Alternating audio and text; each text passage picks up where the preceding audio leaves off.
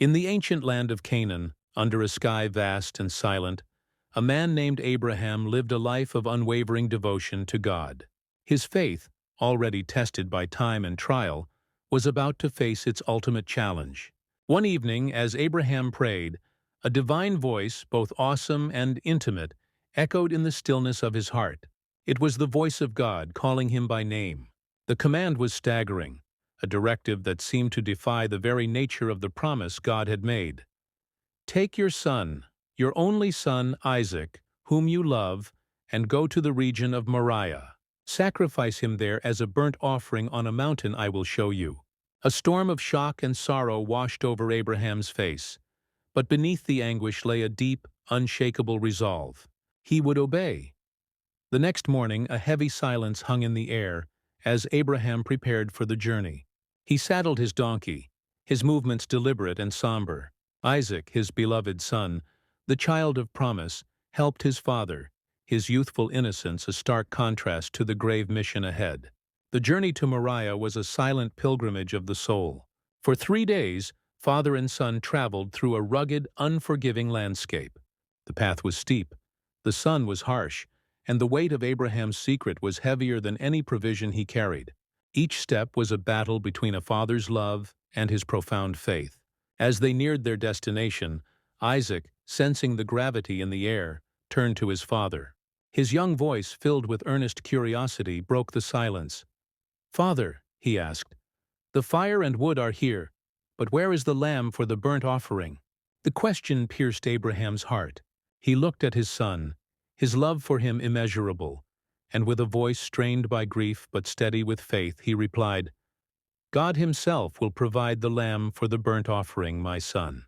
Upon reaching the designated mountain, the place God had shown him, the final agonizing act began.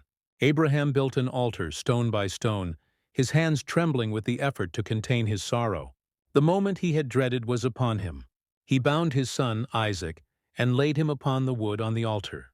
A close-up reveals Isaac's face, his initial confusion turning to fear as he understands his father's intent.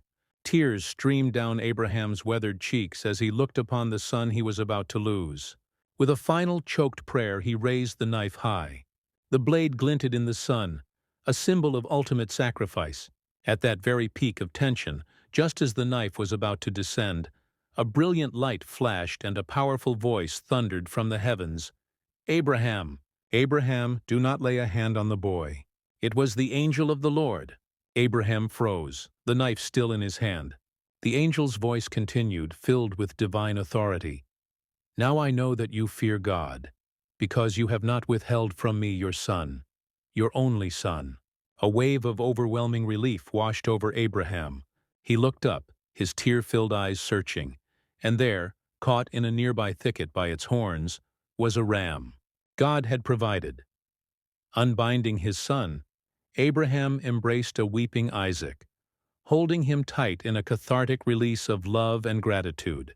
He then took the ram and sacrificed it as the burnt offering in place of his son.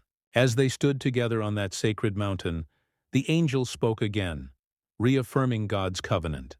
Because of Abraham's obedience, his descendants would be as numerous as the stars in the sky and the sand on the seashore, and through his offspring, all nations on earth would be blessed. Bathed in the hopeful light of a new morning, Abraham and Isaac descended the mountain, their bond forged anew in the crucible of faith, a testament to a love that trusts even in the darkest hour.